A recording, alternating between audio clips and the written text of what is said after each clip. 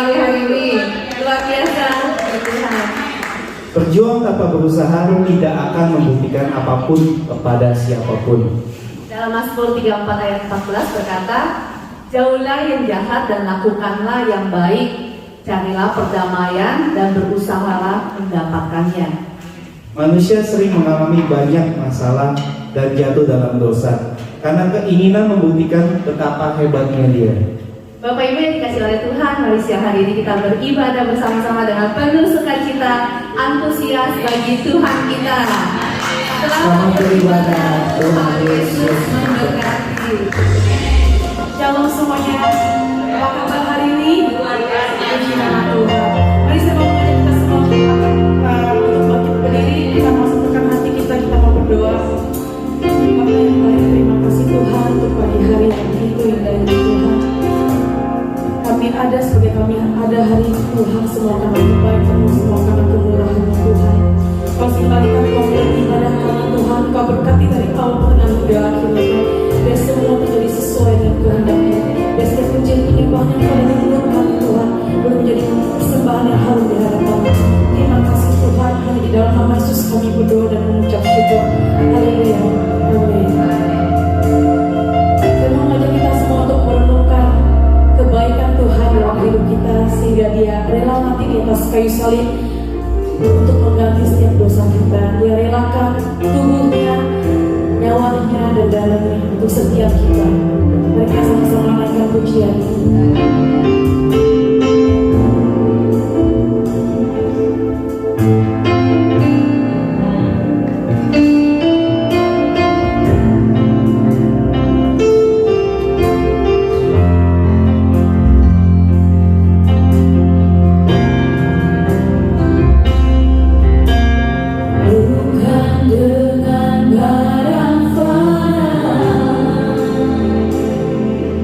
Kau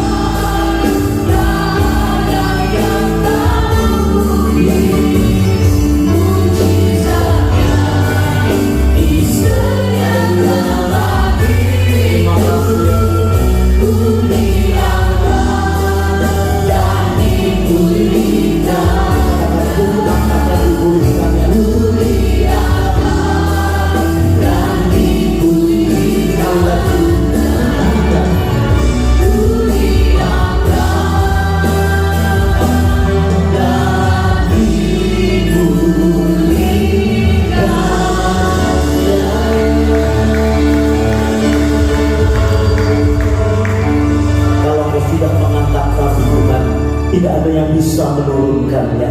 Kalau sudah membuka pintu bagi kami Tuhan, tidak ada yang bisa menutupnya. Itu sebabnya kami arahkan hati kami kepada Tuhan pagi hari ini, dan Engkau mengajar kepada kami setiap hidup kami kebenaran akan firman-Mu yang kami tahu itu akan memberikan kemerdekaan di dalam hidup kami. Terima kasih Bapa di surga, berkati akan seluruh sidang jemaat-Mu, baik semua kami yang mendengarkan maupun hamba-Mu yang mau menyampaikan kebenaran firman-Mu. Di dalam nama Tuhan Yesus kami berdoa dan mengucap syukur. Haleluya, semua kita berkata amin. Silakan duduk Bapak Ibu yang dikasihi Tuhan.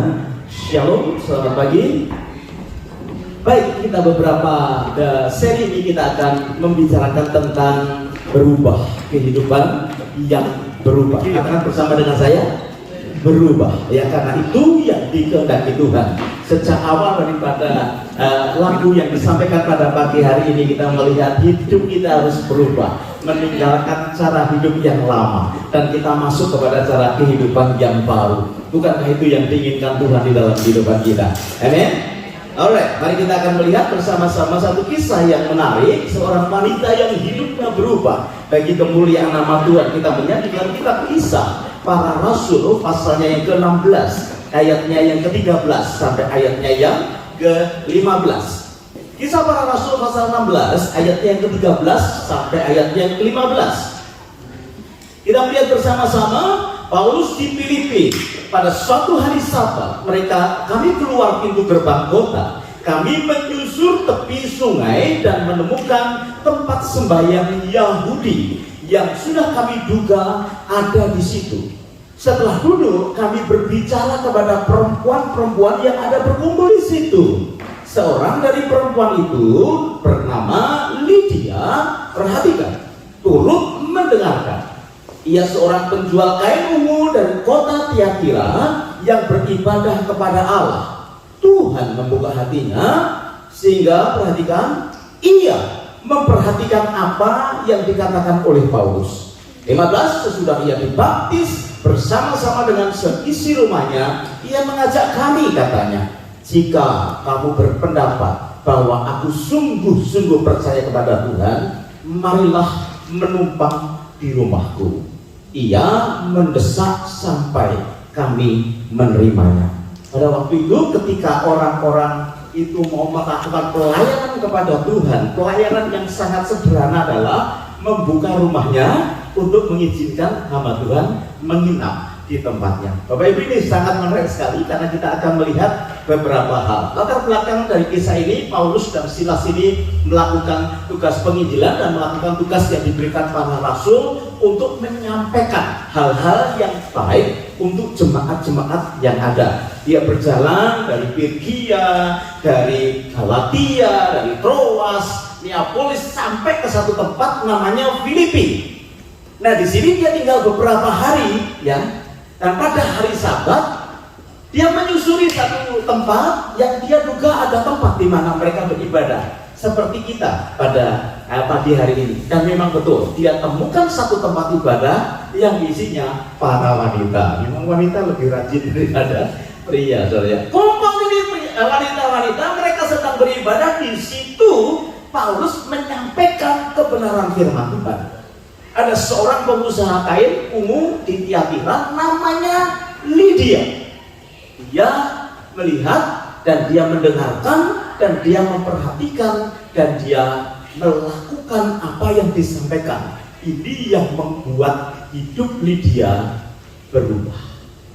Bapak Ibu yang dikasihi Tuhan, kehidupan harus berubah. Tuhan Yesus memang tidak berubah dari dulu, sekarang sampai selama-lamanya. Tetapi anak Tuhan harus berubah sesuai apa yang Tuhan mau, ya. Satu kali ada seorang yang bertanya kepada saya, pertanyaannya sebetulnya pertanyaan yang umum buat kita, ya. Orang ini bertanya, Pak, kenapa ya? Ya, kenapa kalau Tuhan tahu keadaan kita yang lemah ini, yang tidak berdaya ini, kenapa Tuhan biarkan kita ini jatuh terus di dalam dosa?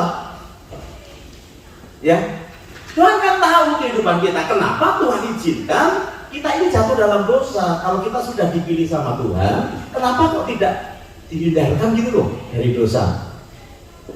Biasa ya, seperti begitu ya. Kita pikir kenapa ya Tuhan itu kalau sudah memilih kita kok kita tidak dijauhkan dari hawa nafsu yang jelek. Kenapa kita ini tidak dibiarkan supaya kita ini terlepas dari perbuatan-perbuatan jahat? Perhatikan baik-baik ya. Kalau itu menjadi pertanyaan dalam kehidupan kita, yang pertama adalah Bapak, Ibu kita sekalian ini diciptakan dengan apa yang disebut dengan kehendak bebas, free will. Kita diberi kehendak bebas, tetapi Tuhan itu menolong kita dengan memberikan peraturan-peraturan yang ada. Ya, bangsa Israel contohnya dia diberi 10 perintah Allah, dan masih ditambah lagi oleh Musa sekitar 613 hukum Taurat. Kurang apa? Dan itu yang hanya bisa dilakukan Tuhan untuk menjagai ya kan anak-anaknya. Tapi apakah dengan peraturan itu manusia kemudian bisa hidup tidak melakukan salah? Memang akhirnya Tuhan tahu bahwa manusia tidak bisa hidup tanpa peraturan. Harus dibuat peraturan supaya apa? Supaya terjadi keserasian dalam hidup. Tetapi peraturan itu tidak akan menolong manusia kalau dia tidak berubah hidupnya. Ya toh? Kalau saudara pelayanan ke penjara, orang yang salah kemudian di penjara, apakah dia kapok? Saudara belum pernah pelayanan di penjara. Nanti kapan-kapan kita cari tahu ya Pak ya, bagaimana. Saya suka pelayanan di penjara, di tempat-tempat pengasingan gitu ya. Dulu, sekarang belum kesempatan. Tetapi saya temukan orang yang di penjara dia tak kapok. Bahkan dia berulang-ulang masuk penjara, keluar penjara, masuk penjara, keluar penjara. Betul ya? Kalau ada orang yang kemudian divonis sakit, sudah dikasih tahu sama dokter tidak boleh makan kulit, tidak boleh makan gorengan, gitu ya. Kalau habis ketemu sama dokter, ya nggak makan kulit. Tetapi apakah dia selamanya tidak makan kulit? Saya berani berkata tidak. Contohnya saya. Kita ini sudah diatur dengan peraturan, tetapi Bapak Ibu yang dikasih Tuhan, rupanya kita tidak bisa keluar dari segala kesalahan dan dosa yang ada. Karena apa? Karena sebetulnya manusia itu menolak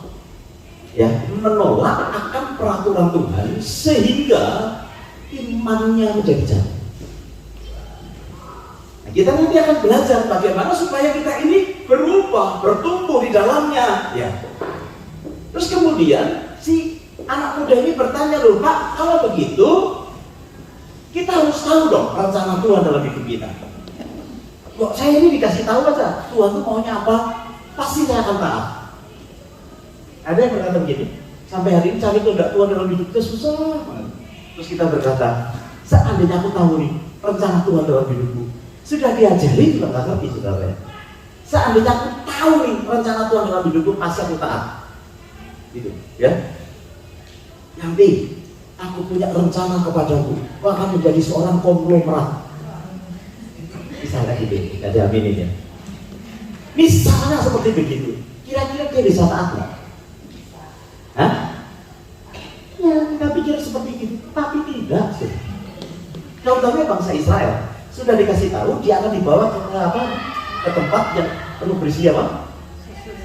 Susu dan madu. Tuhan sendiri loh yang ngomong.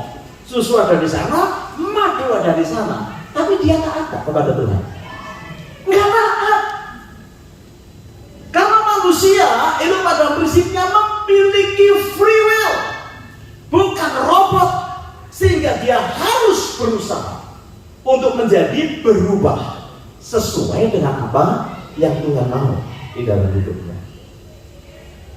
Jadi, apakah seorang bisa berubah? Halo? Apakah seseorang itu bisa berubah?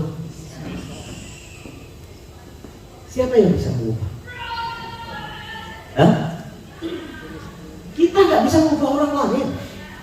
Ya, saudara berkata begini, kalau dia jadi pacar saya, pasti dia tidak akan merokok lagi. Karena si cowok ini bilang gitu, kalau kamu terima proposal ini, aku berjanji tidak merokok lagi. Terus kemudian saudara pacaran, berubah nggak dia? Sesudah saudara pacaran, dia merokok lagi. Itu seperti begitu. Jangan pernah saudara percaya ada orang mau berubah karena saudara. Jangan pernah percaya. Oh sungguh ya. Aku mau berubah diet. Jadi rupanya dia nggak laku-laku karena tubuhnya terlalu besar. Kemudian ada orang berkata, kalau kamu mau jadi pacarku, kamu mesti diet. Kemudian dia diet berusaha. Begitu jadi pacarnya, diet lagi nggak? Saudara, perubahan bisa terjadi karena persoalan kan? Ya, persoalannya kenapa saya ini kok mengalami seperti begini. Tetapi perubahan juga bisa terjadi karena jamahan kuasa Tuhan. Wih, luar biasa ya. Sebentar kan kita mau mengalami retreat nih sama-sama. Panitia berkata salah satu tujuannya adalah kita mengalami kembali apa? Jamahan kuasa Tuhan. Dan saya perhatikan, setiap kali retreat ada lawatan Tuhan, orang mengalami hidup yang baru lagi, refresh lagi. Tapi selamanya mana? Bahkan Tuhan pun tidak bisa, atau lebih tepatnya Tuhan tidak mau melakukan perubahan dalam hidupmu dan hidupmu. Dia bisa? Bisa. Tapi dia tidak. Udah dikasih itu, sudah nangis, sudah mengalami lawatan Tuhan luar biasa. 1 tahun kemudian membeli lagi, sudah. Ya. Jadi kenapa kok Tuhan ini mengizinkan seperti begitu? Kalau saya dikasih rencana Tuhan, saudara, kalau saudara mengalami lahir baru, siapa yang pernah mengalami lahir baru? Sudah pernah mengalami? Semua kita sudah pernah mengalami sebagian besar. Itu loh, saat Tuhan menjamah hidup kita, terus kemudian tiba-tiba Roh Kudus mengingatkan kita akan segala dosa kita. Itu kita bisa nangis tanpa malu loh, saudara. Bisa nangis leleran gitu. Makanya nanti kalau di retreat ya, jangan terlalu pakai makeup terlalu hebat. Gitu. Ya, tapi kalau pakai makeup terlalu hebat pun, saudara kalau kena jamahan Tuhan, leleran juga nggak pernah nggak akan malu. Serius loh. Ada orang nangis sampai ileran sampai begitu ya. Dia nggak peduli, kenapa? Karena Roh Kudus sedang menjamah kita. Kemudian Roh Kudus itu mengingatkan dosa kita. Nah saudara, ketika diingatkan Roh Kudus, ketika ada jamahan Tuhan itu, kita bisa berubah. Tetapi cuma sementara. Jangan heran saudara. Dan jangan pernah saudara berkata, oh dulu nangis-nangis. Ya, jangan diungkit-ungkit masalah itu saudara. Karena persoalan tidak juga bisa membuat kita berubah secara permanen. Bahkan jamahan tangan Tuhan pun juga tidak bisa mengubah saudara secara permanen. Perhatikan, anak pelayan-pelayan Tuhan yang mengalami lawatan baru rasanya tidak ada hari tanpa firman Tuhan kan. Terus suka gitu, apalagi pembimbingnya bagus mengingatkan. Tapi dalam kurun waktu tertentu, perubahan karena jamahan tangan Tuhan pun juga tidak bertahan dalam hidup kita. Tetapi Tuhan mau kita berubah secara permanen. Ya. Baik, kita akan melihat yang pertama. Jadi kita melihat orang yang bernama Lydia tadi, ya. Lydia dikatakan di ayat yang ke-14 bagian yang pertama.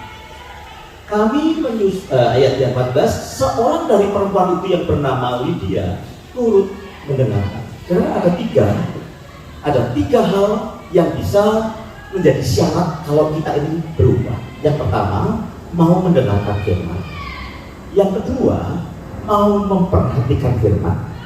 Dan yang ketiga, mau melakukan firman. Itu kan terus berulang-ulang ya. Kita belajar di Komsel di mana cuma 3 ini yang bisa menjadi syarat kita ini berubah. Tetapi nanti ada bagian yang lain yang kita akan bahas. Kalau tidak bisa hari ini, kita akan lanjutkan minggu depan, yang bisa membuat permanen dalam hidup kita, sehingga saudara bisa berjalan semakin hari semakin indah dengan Tuhan. Karena Tuhan menginginkan akan hal itu. Tadi dikatakan bahwa Lydia mau mendengar firman. Mendengar dari kata aku, yang artinya tidak hanya mendengar tetapi mempelajari dengan serius. Kita tidak melihat nih cerita bahwa ketika si Lydia mendengarkan firman Tuhan, dia bisik-bisik sama sebelahnya. Tapi dia pelajari dengan sungguh-sungguh. Ya.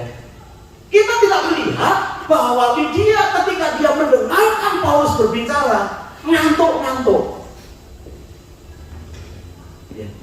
Jadi dari kata aku ini ketika mendengar itu mendengar dengan mempelajari sungguh-sungguh. Bahkan kita tidak melihat bahwa Lydia ini tidur. Bisa nggak kita mendengar firman tidur? Hah? Bisa. Saya kelihatan ada di depan. Saudara saja yang kita tidak tahu gitu. Orang itu kalau di di gereja ya, model tidurnya itu ada dua. Yang pertama, konstan. Itu artinya memberi semangat kepada pembicara. Dia mengerti ya. Tetapi ada yang kedua, turunnya lambat, naiknya cepat. Saya itu namanya. Itu dia langsung sungguh itu. Ya. Saudara, semua pembicara yang di sini suka kalau ketika menyampaikan kebenaran firman Tuhan, saudara mempelajari dengan sungguh-sungguh. Bahkan kadang saudara compare dengan sungguh-sungguh. Kemarin saya ketemu satu orang anak Tuhan, ya, ketika saya sedang membeli perjamuan kudus, udah lama ada ketemu, ya karena pandemik dan lain sebagainya. Saya tanyakan sekarang bagaimana kebaktiannya, gitu ya. Dia tertunduk dan dia berkata, kami sudah tidak ke gereja itu lagi, Pak. Sejak kapan? Sebelum pandemik sudah pergi. Kita udah lama nggak ketemu. Satu suami istri ya. Saya rasa pernah memberkati kita juga di sini ya. Dia berkata, kenapa? Yang ketika firman Tuhan disampaikan, saya pelajari kok gak cocok dengan kebenaran firman yang disampaikan itu tidak cocok. Makanya Bapak Ibu yang dikasih Tuhan, ketika engkau mempelajari sungguh-sungguh, engkau bisa buka Google, apakah yang disampaikan firman Tuhan itu sesuai dengan iman kita atau sesuatu yang lain. Kalau di Instagram itu ada yang namanya apa? Gereja palsu. Saudara gak usah kaget, karena kalau saudara mau bertumbuh, yang pertama itu mau mempelajari firman, ya, mau sungguh-sungguh itu mendengarkan firman yang ada. Kitab Mazmur berkata, ini adalah satu kerinduan hatiku. Bapak Ibu, are you serious?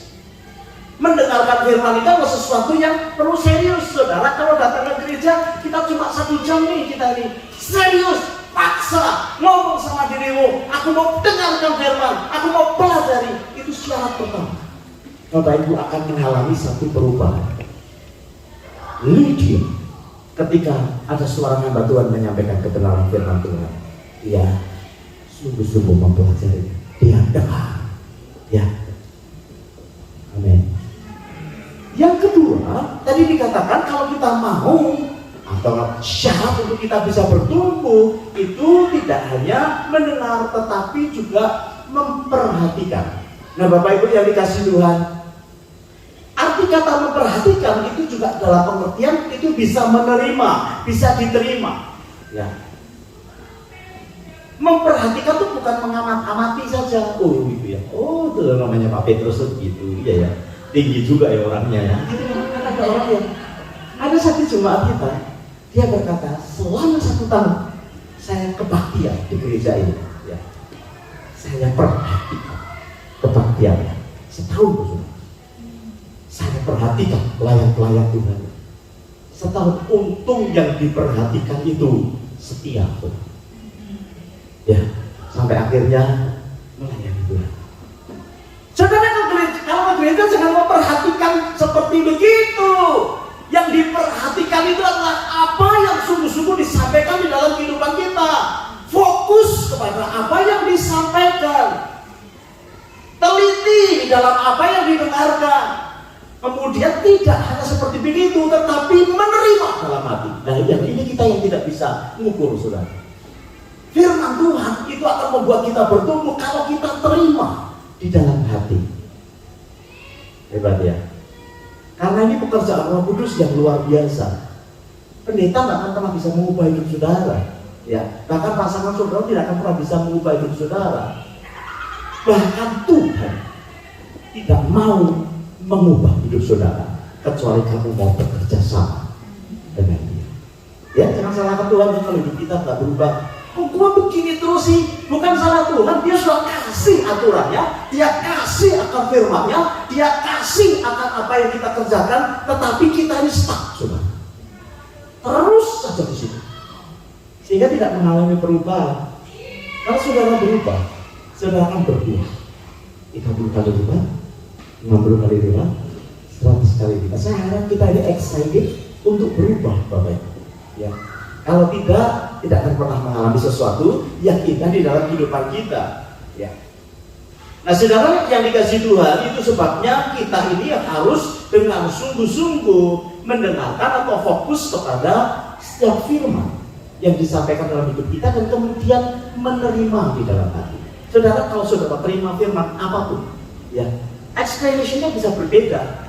Orang menerimanya bisa berbeda sesuai dengan kebutuhan yang sedang kita harapkan. Tetapi kalau itu diterima dalam hati, menjadi satu benih yang akan tumbuh dengan luar biasa, menghasilkan buah dalam hidup kita.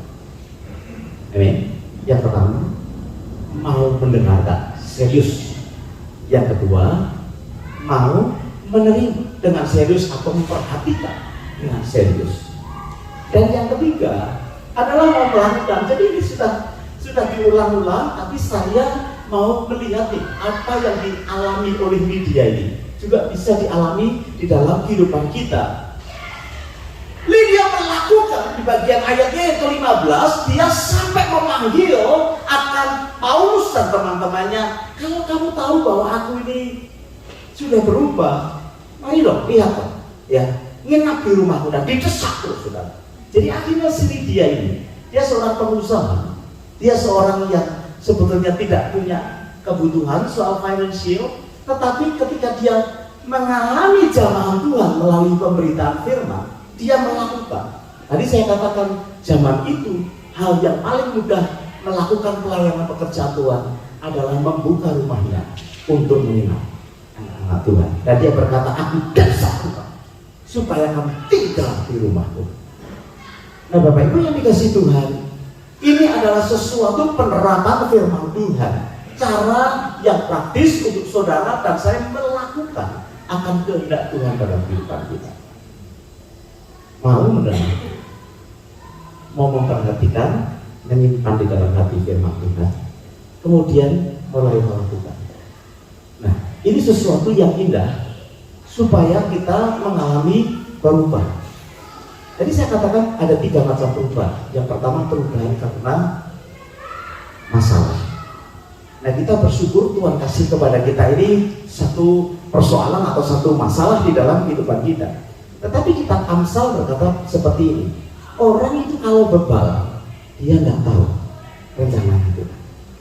Ya, kalau orang degil, kitab Ulangan pasal 21 berkata bahwa bangsa yang degil itu tidak pernah bisa mengerti akan rencana Tuhan. Itu sebabnya ada 3 penyebab. Ya, ada 3 penyebab orang ini sebetulnya berubah. 2 penyebab pertama tidak akan mengubah secara permanen, yaitu karena persoalan, karena masalah. Orang bisa berubah karena masalah yang ada. Ya, misalnya Yunus itu disuruh pergi ke mana? Ini. Dia perginya ke mana? Tarsis. Bapak Ibu ya, jangan sampai karena dosa kita seluruh kapal mengalami bencana. Saudara mungkin tidak paham. Mungkin karena kesalahan atau kedegilan hati kita, seluruh keluarga itu menderita. Saudara ngerti apa yang menjadi panggilan Tuhan dalam hidupmu? Ini khususnya para pelayan-pelayan Tuhan.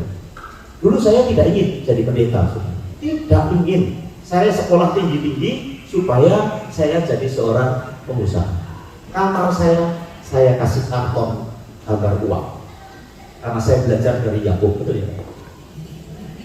Yakub itu melihat tutul apa namanya dombanya semua tutul gitu ya. Saya lihat uang.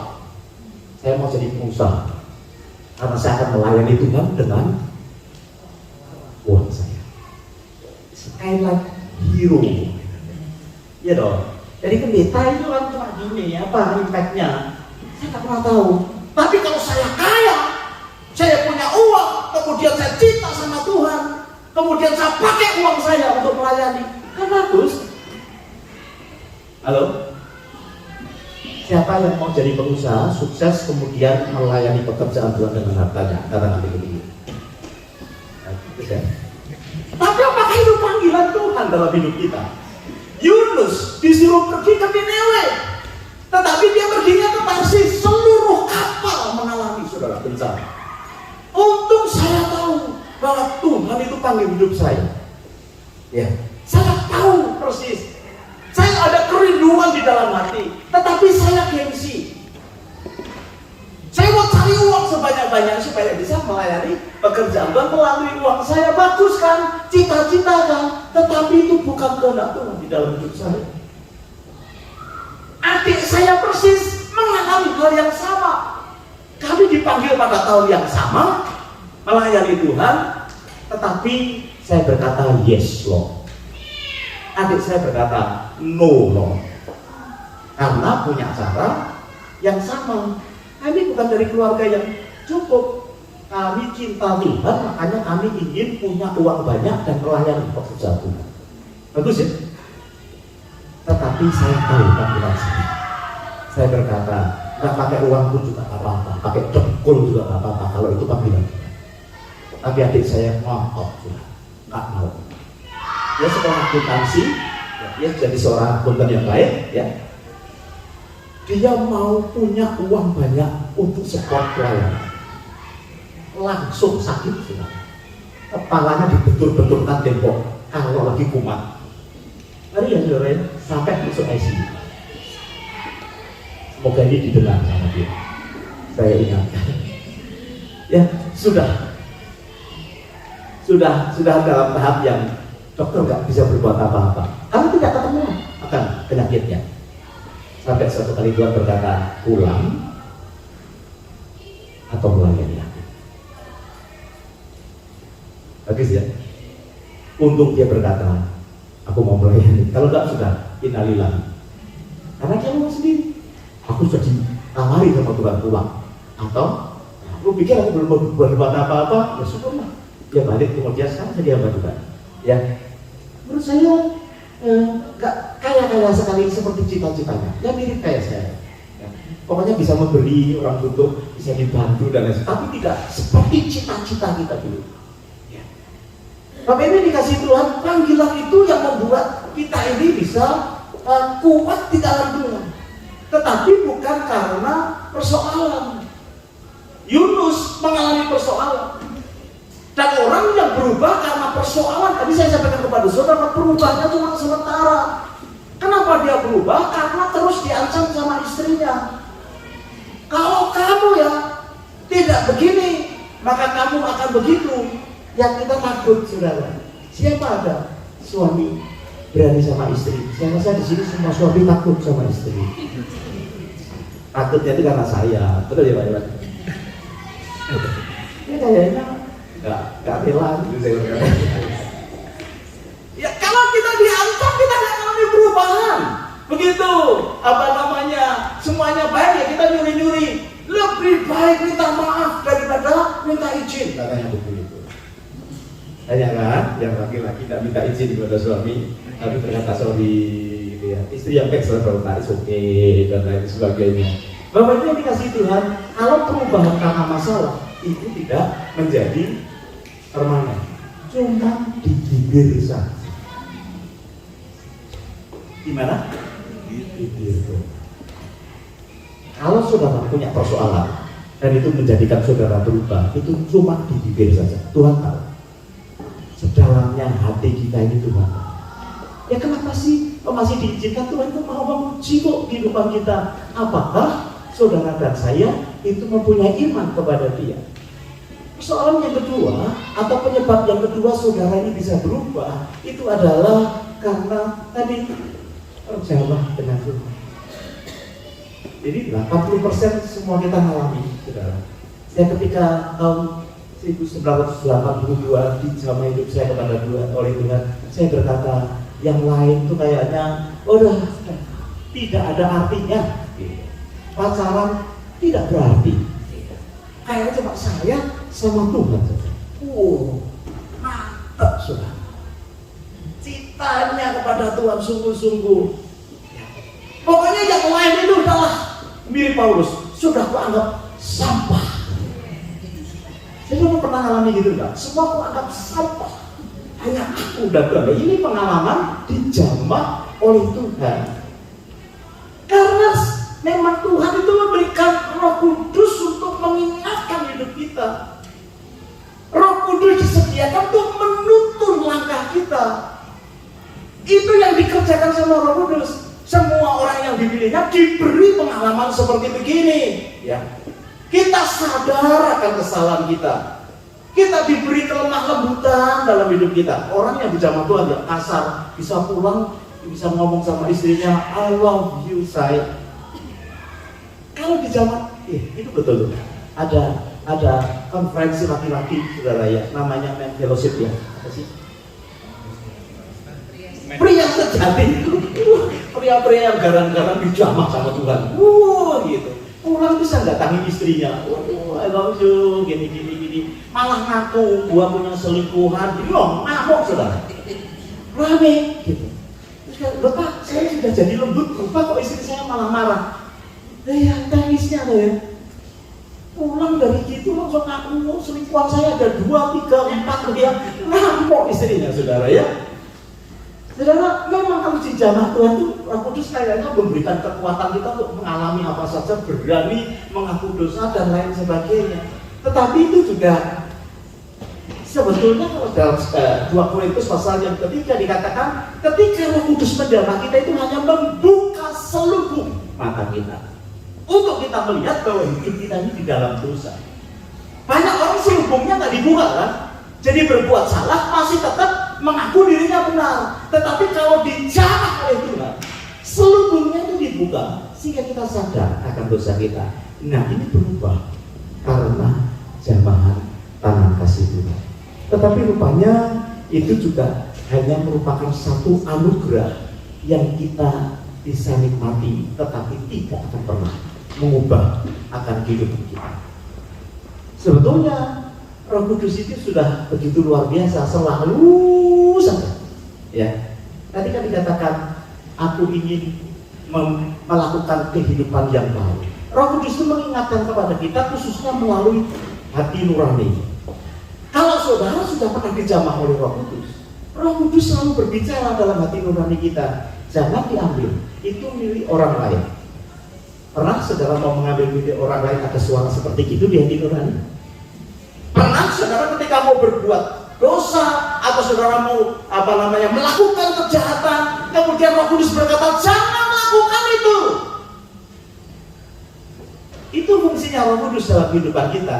Kalau saudara mau belajar saja, menerima itu, saudara nggak akan jadi berdosa. Amin. Tetapi memang masih diizinkan karena saudara punya free will di dalam kehidupan kita. Saudara, perubahan terjadi yang ketiga ini disebabkan karena perubahan paradigma. Nah caranya begini saudara, ketika Roh Kudus memberitahu kepada kita, orang itu kan bisa berubah karena dia mengalami kan. Nah itu lakukan anak kecil itu ya, kalau mau makan sambal kan marah-marah dia. Kelihatan papa mamanya makan sambal enaknya yang duluan, udah dikasih tahu. Dia itu juga jadi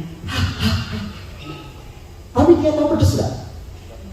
Nah, udah kasih tahu pedes itu. Tapi lihat maminya kalau makan pedes kayak gitu sampai keringatnya keluar, gitu ya. Dia mau coba semua. Ketika dia makan sambalnya pedas, nah dia baru berubah cara berpikirnya. bahwa sambal itu pedas, tidak baik. Nah itu paradigma. Rupanya Tuhan mengejar akan hal itu. Perubahan yang diberikan Roh Kudus dalam hidup kita menjadikan kita mengerti. Pelajaran firman Tuhan yang diberikan Tuhan kepada kita membuat kita mengerti sehingga kita punya paradigma yang baru. Itu yang disebut hidup yang baru. Kau tinggalkan hidup yang lama, aku masuk di dalam hidup yang baru sebagai guidance Roh Kudus dalam hidup kita. Bapak Ibu, ini menarik sekali karena apa? Kita punya perjalanan rohani masih panjang dan Tuhan memberikan satu insight yang luar biasa. Dia memberikan kepada kita free will, tetapi dia berikan hukumnya, dia berikan aturannya. Kurangnya apa, saudara? Banyak loh, tetapi tidak ada satupun yang kita lakukan sehingga terjadi perubahan dalam kehidupan kita. Jadi berubah yang membuat saudara bisa bertumbuh adalah berubah paradigma, cara berpikir di dalam kehidupan kita. Bagian kita adalah taat melakukan apa yang dipimpin Roh Kudus, baik melalui pembacaan firman, baik melalui doa, baik melalui ibadah seperti siang hari ini. Karena Efesus pasal 4 Alkitab berkata kita harus membuang cara hidup yang lama. Saya percaya kalau saudara nggak sungguh-sungguh, saudara bisa kehilangan keselamatan yang Tuhan beri. Kita harus bandingkan kehidupan yang lama dibandingkan dengan kehidupan yang baru yang ada nilai kekekalannya. Dan itu membuat saudara mengalami satu perubahan yang memang diinginkan Tuhan, sehingga saudara dan saya mengerjakan pekerjaan Roh Kudus itu, mengerjakan tanggung jawab yang kita lakukan dengan paradigma yang baru. Itu adalah keputusanmu dan keputusanmu. Sekali lagi, tidak ada orang yang bisa mengubah hidup kita. Bahkan Tuhan pun Dia tidak mau mengubah hidup kita kalau kita tidak mengizinkan Rohnya itu bekerja dan kita mengambil keputusan untuk berubah. Amin. Jadi biarlah pada pagi hari ini Tuhan memberikan dirinya untuk mengubah kehidupan kita sekalian menjadi anak-anaknya. Itu kita responi dengan baik. Lydia, dia berubah karena dia dengar pemberitahuan Tuhan. Dia perhatikan sungguh-sungguh dan kemudian dia melakukan kebaikan seperti apa yang disampaikan kepada hidupnya. Dan berdoa, saudara-saudara saya tidak kembali mengalami hal-hal ini. Saya percaya melalui pertemuan kudus yang ada, saya ingin ada sesuatu paradigma yang berbeda. Sekarang itu kalau sama Roh Kudus, kasih respect, saudara. Kalau Roh Kudus berkata di dalam hati nurani, kasih respect, ya. Jangan karena everything okay. Biasanya memang begitu ya. Kalau ada hal yang lain yang lebih menarik, itu rupanya, ya. Saya nggak tahu seberapa menariknya firman Tuhan bagi hidup saudara. Ya. Seberapa menariknya pemberitaan firman Tuhan bagi saudara. Kalau ada yang lebih menarik, saya rasa kita tidak akan mengalami excitement di dalam kehidupan kita. Ya, mesti kita tempatkan firman Tuhan, karena firman Tuhan yang akan memberikan kekekalan, memberikan pemahaman. Roh Kudus akan sampaikan firman Tuhan dalam kehidupan kita untuk kita bisa melakukan sesuatu. Ya, seorang mau pergi ke Holy Land Israel, dia berkata begini, Pak, nanti kalau saya sampai ke Gunung Sinai, saya akan naik ke gunung itu, kemudian saya akan teriakkan 10 perintah Allah. Bagus gak? Bagus. Tapi ada yang lebih bagus. Tidak usah pergi ke Israel, tidak usah pergi ke Gunung Sinai, tapi lakukanlah 10 perintah itu. Itu menurut saya lebih bagus. Irit lagi ya Pak Yubi ya, saya keluar uang. Daripada kita keluar uang ribuan mile ke sana, kemudian kita hanya meneriakan 10 hukum Tuhan. Mending tinggal di sini, makan di Shalom bersama-sama, kemudian kita melakukan 10 hukum Tuhan. Amin Bapak Ibu. Mari kita akan selesai dan kita akan bersama-sama di dalam doa kita. Ku telah mati dan tinggalkan. Lagu tadi bagus sekali ya. Kita renungkan itu, kemudian kita mempersiapkan hati kita masuk di dalam perjamuan kudus. Haleluya. Mari kita undang teman-teman untuk berdiri bersama-sama. Dan anak-anak Sunday School bisa bergabung. Minta lawatan Tuhan sekali lagi. Minta jamahan Tuhan sekali lagi. Haleluya. Ku telah mati dari neraka, cara hidup yang lama, semuanya sia-sia dan tak berarti lagi. Hidup ini ku letakkan pada mezbah-Mu ya Tuhan. Jadilah padaku seperti yang Kau ingini. Ingat baik-baik, kita bisa berubah karena persoalan yang kita alami. Yang kedua, kita bisa berubah karena kita mendapat jamahan tangan Tuhan. Lagu ini berkata, aku serahkan hidupku di mezbah. Untuk kesempatan Tuhan untuk menjamah hidupmu dan hidupku. Tetapi perubahan itu tidak akan pernah kekal, hanya sementara, dan kau akan jatuh lagi ke dalam dosa yang sama. Kecuali saudara mengizinkan Roh Kudus mengubah paradigma hidupmu, cara berpikirmu, dan kemudian kau berkata, aku mau untuk memulainya. Saya berdoa, saudara, jangan jatuh bangun di dalam suatu persoalan. Jangan hanya jatuh bangun di dalam masalah rasa, di mana hadirat Tuhan kadang ada, kadang tidak.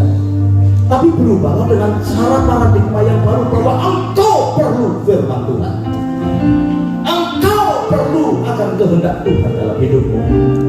Seperti Lydia, dia dengar sungguh-sungguh, dia serius, dia fokus, dia belajar karena dia tahu firman Tuhan berkata itu yang akan memerdekakan hidup kita dan menghasilkan buah dalam hidup kita.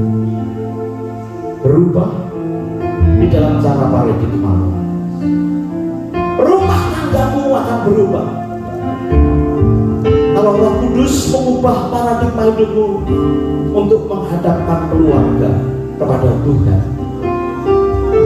Hari ini Tuhan Yesus, korbannya akan kita peringati dalam perjamuan kudus. Semua boleh mengikuti perjamuan kudus. Jangan berkata aku tidak layak, Pak. Kapan kita mau layak? Tetapi dengan iman kita berkata, Tuhan rubah paradigmaku. Alkitab berkata tidak ada yang mustahil buat orang yang percaya kepada Tuhan. Saya berdoa supaya hidupmu diubahkan, supaya keluargamu diubahkan, supaya usahamu diubahkan, sehingga kita benar-benar berubah secara permanen dan nama Tuhan dipuji dan dimuliakan. Nyanyikan sekali lagi dengan sungguh-sungguh, terima roti dan anggur pada siang hari ini. Kita akan bersama bersama-sama.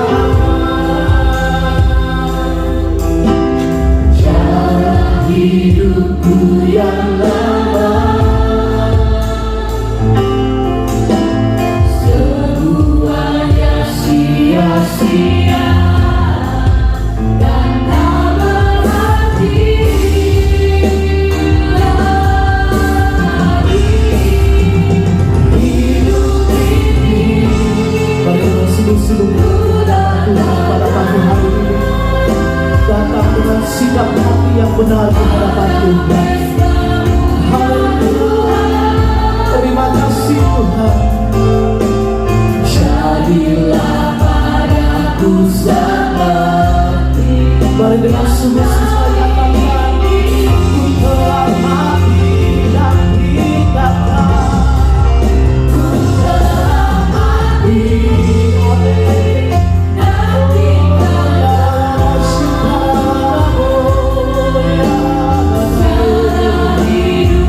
terima kasih atas kesempatan yang kita yang Engkau berikan buat setiap hari Tuhan. Terima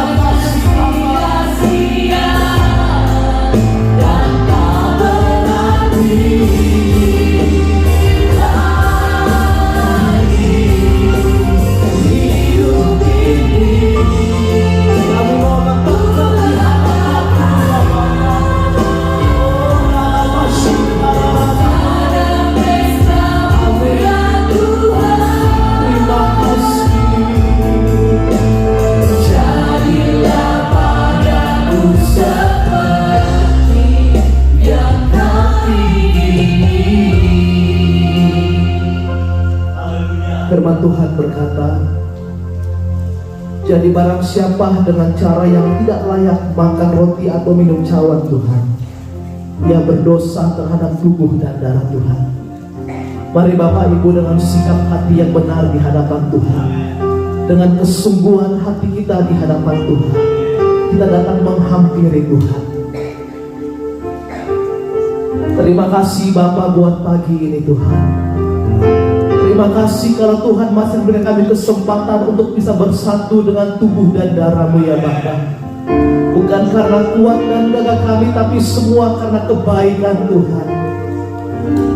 Haleluya. Mari Bapak Ibu kita angkat roti di tangan kanan kita.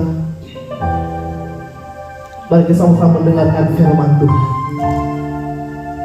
Sebab apa yang telah kuteruskan kepadamu telah aku terima dari Tuhan, yaitu bahwa Tuhan Yesus pada malam waktu ia diserahkan mengambil roti, dan sesudah itu ia mengucap syukur atasnya.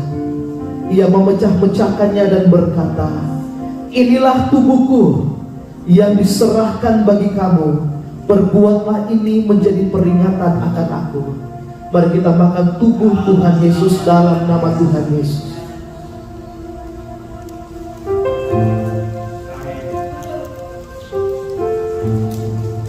Ora lama syakara. Mari kita angkat anggur di tangan kanan kita. Demikian juga ia mengambil cawan sesudah makan lalu berkata, cawan ini adalah perjanjian baru yang dimeteraikan oleh darahku. Perbuatlah ini setiap kali kamu meminumnya menjadi peringatan akan aku. Mari kita minum di dalam nama Tuhan Yesus. Haleluya Tuhan. Ora lama syakara lanamu. Mari kita bersyukur buat tubuh dan darah Tuhan Yesus. Kita naikkan ucapan syukur kita di hadapan Tuhan untuk pengorbanan yang Dia sudah berikan bagi setiap kita. Kami percaya Tuhan bahwa tubuh dan darah-Mu bisa menyembuhkan kami, yang sakit disembuhkan, yang lemah dikuatkan, yang bertobat akan diberikan jalan keluar. Haleluya. Terima kasih Tuhan. Terima kasih ya Bapa. Kami bersyukur. Haleluya.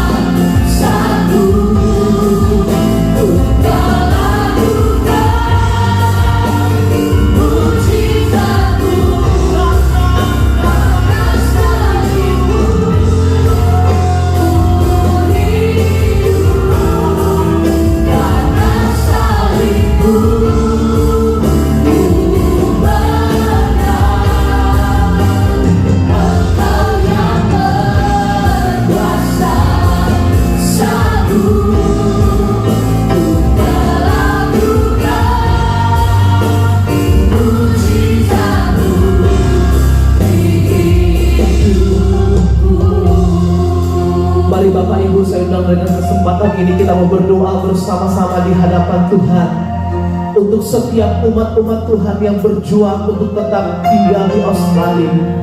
Terima kasih Tuhan. Kami tahu ya Bapa bahwa tidak ada perkara yang mustahil bagi Tuhan. Kalau Tuhan berkehendak untuk kami tetap tinggal di negara ini Bapa, pasti akan ada jalan yang Tuhan buka bagi setiap kami Tuhan. Tuhan Yesus, saya berdoa bahwa setiap hamba-hamba-Mu Tuhan, umat-umat-Mu Bapa, yang saat ini Tuhan sedang berusaha untuk mengurus setiap proses izin tinggal di Australia Tuhan, dengan sehati, dengan iman Tuhan kami berdoa di dalam nama Tuhan Yesus, ada mujizat, ada jalan keluar yang Tuhan berikan buat setiap kami. Haleluya. Terima kasih Bapa, terima kasih Tuhan. Kami percaya Bapa, tidak ada perkara yang mustahil bagi Tuhan. Dan apapun yang dibutuhkan oleh jemaat-Mu, Tuhan akan menyediakan tepat pada waktunya. Terima kasih Bapa, terima kasih Tuhan. Kami serahkan hidup kami ke dalam tangan-Mu ya Bapa.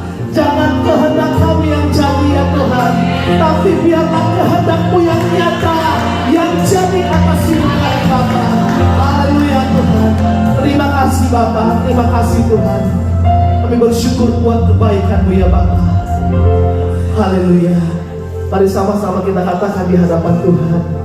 Amin, amin, amin. Silakan duduk Bapak Ibu yang dikasihi Tuhan.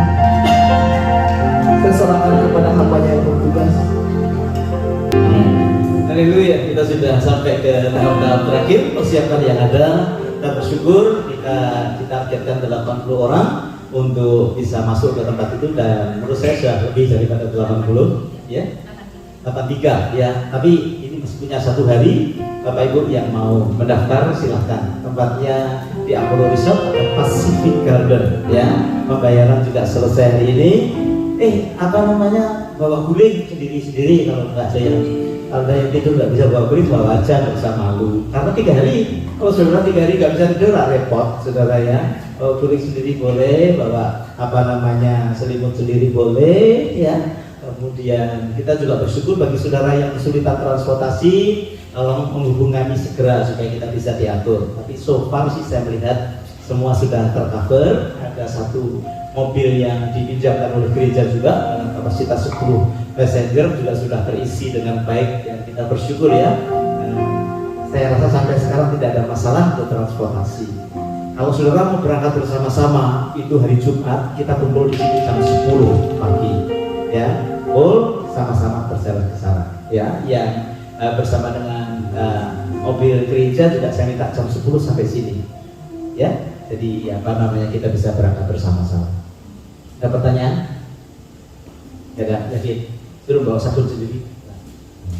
Enggak, sudah semua disediakan ya. Di sana disediakan sabun. Kalau sabunnya nggak cocok, saudara bawa sabun sendiri ya. Karena ada yang suka dengan Palmolive, bawa Palmolive ya, seadanya banyak saudara ya.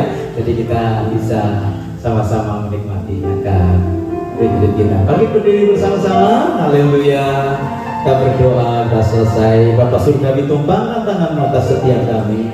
Kami sungguh memohonkan berkat yang datang daripada Bapak Ibu pulang dengan membawa berkat yang besar dari Allah Bapa, cinta kasih dari Tuhan kita Yesus Kristus, dan persekutuannya di dalam Roh Kudus menyertai kita sekalian sekarang bahkan sampai selama-lamanya. Semua kita berkata, itu modal yang paling baik buat yang muda.